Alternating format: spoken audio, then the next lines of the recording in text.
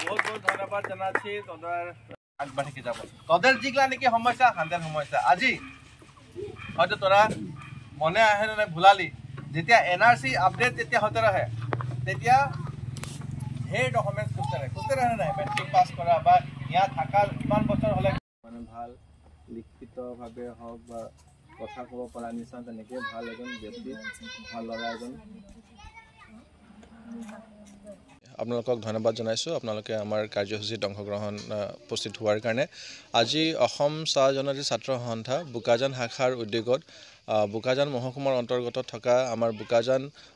যি এমএসসি কনষ্টিটুৱেঞ্চিত আছে এই এমএসসি কনষ্টিটুৱেঞ্চিত আমাৰ বোকাজান উপশাখা কমিটি গঠন কৰা হ'ল আৰু এই উপশাখা কমিটিৰ মূল দায়িত্ব হিচাপে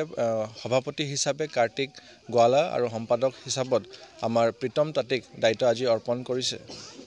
সক আজি 76 ইয়াৰ্স হৈ গ'ল আমাৰ এই সংগঠনটো জন্ম হোৱা কিন্তু আজি পৰ্যন্ত বিভিন্ন আমাৰ যিখিনি দাবীবোৰ আছিলে কুৰি যি দাবীবোৰ আছিলে আজি পৰ্যন্ত আমাৰ বিভিন্ন চৰকাৰ আমাৰ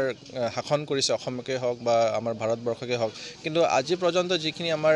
সমস্যাবোৰ আছিলে কিন্তু সকলো সমস্যাবোৰ সমাধান কৰিবলৈ তেওঁলোকে অসম্ভৱ পৰা নাই আৰু আমি ভাবো যে আগন্তুক দিনত আমাৰ যি সমস্যাবোৰ আছে আজি ধৰি লওক আমি বিশেষভাৱে যি কাৰ্বি আংলঙত আছো আজি আমাৰ কাৰ্বি আংলঙত যি মাটি পাতাই হওক বা আমাৰ ল'ৰা ছোৱালীৰ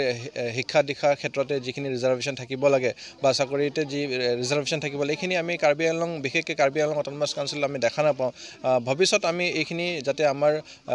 ৰাইজে আমাৰ মানুহে যাতে পাতা পায় আৰু আমাৰ চাকৰি বাকৰিটো যাতে আমাৰ ৰিজাৰ্ভেশ্যন থাকে তাৰ কাৰণে আমি দাবী জনাই যাম চাওক আজি দীৰ্ঘদিন ধৰি আমি বিভিন্ন চৰকাৰে আমি দাবী জনাই আছোঁ কিন্তু দেখা পাওঁ যে কিছুমান আমাৰ দাবীবোৰ আমাক হেৰি কৰে কাৰ্যকাৰী কৰে কিন্তু কিছুমান দাবী আমাক কাৰ্যকাৰী নকৰে ভৱিষ্যত যদি তেনেকৈ তেওঁলোকে আমাৰ দাবীবোৰ কাৰ্যকাৰী নকৰে তেতিয়া আমি গণতান্ত্ৰিকভাৱে আমি আন্দোলন ল'বলৈ আমি বাধ্য হ'ম